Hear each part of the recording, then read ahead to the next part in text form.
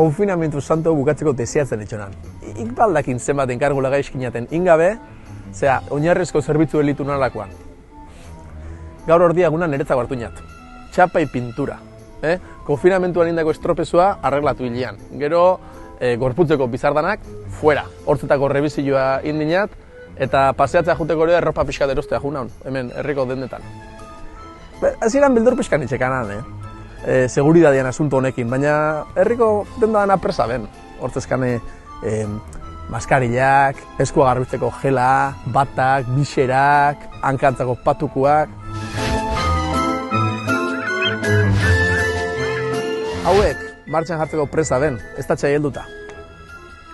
Ze, ez aldakin, zer denen ez tatxa? Iala egitea.